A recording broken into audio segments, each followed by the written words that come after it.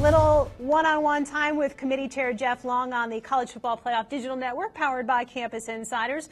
You are alike with the AP poll in that you have Mississippi State and Florida State number 1 and 2. You've got Auburn number 3. AP has them at 4. Where you differ is that AP has Alabama in the playoff, and you have Ole Miss. Can you talk about how that decision was made and the major points of discussion? Yeah, we think that Ole Miss, has their schedules thus far, their wins thus far, put them in that position. That was a very difficult, close loss at LSU, and we think that their performance there, and one of the toughest places in the country to play a game, especially on the road at night at LSU, makes them very deserving for that 4 spot. What would you consider the team or the scenario that created the most passion and people knocking heads? Yeah, I think clearly it was looking at 4, 5, and 6, the rankings of 4, 5, and 6. Mississippi, Oregon, and Alabama. Yes, we had majority of discussion there.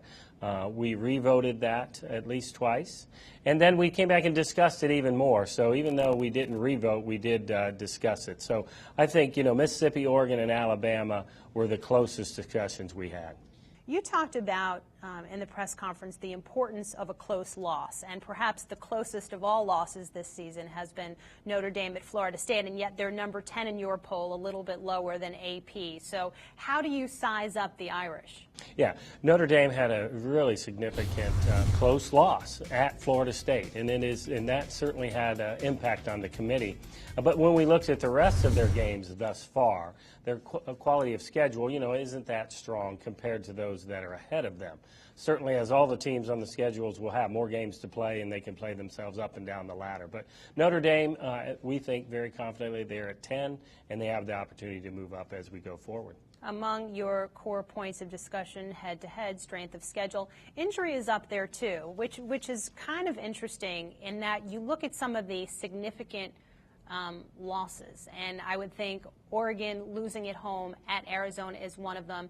Ohio State, although not necessarily an injury, with Braxton Miller being hurt, that home loss to Virginia Tech was just J.T. Barrett's second game. How much did you weigh injury in those discussions in terms of where they were placed? Yeah, injuries were a big part of the discussion, Bonnie, especially with the Oregon game. They had, I think, 3 offensive linemen out when they played Arizona.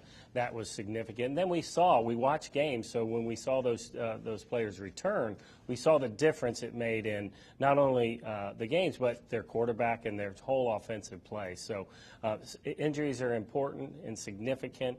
They're one of the factors, not the only factor.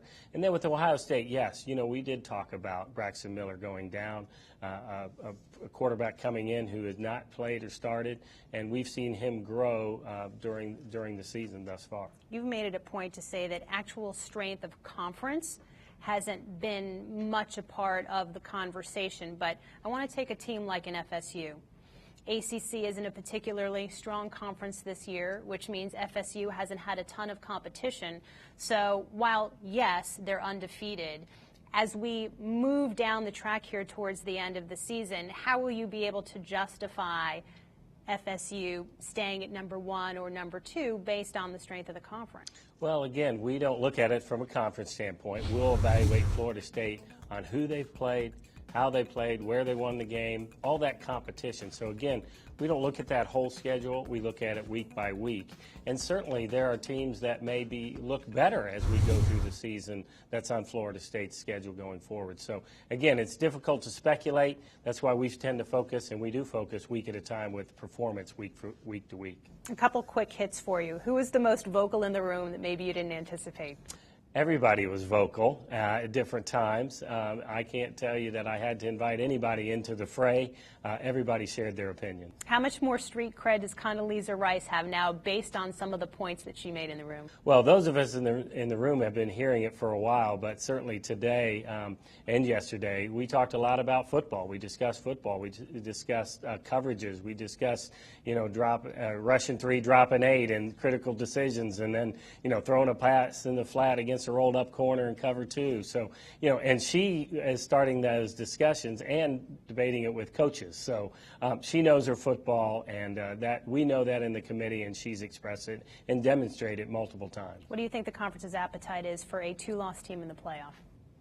It's hard to know. Again, if they're the best team for one of the best 4 teams with 2 losses, absolutely they'll be in there. So I think the appetite will be there because they've earned that even though they have 2 losses. And finally, you've said you're going to start from scratch every week. So as we try, as fans, to understand the relevance of this poll, how do you put that into perspective? Well, they ought to think about teams, how they perform, additional wins or losses they add to the schedule, and then start looking at the top and comparing them against each other. Small groups. We go through small groups of teams.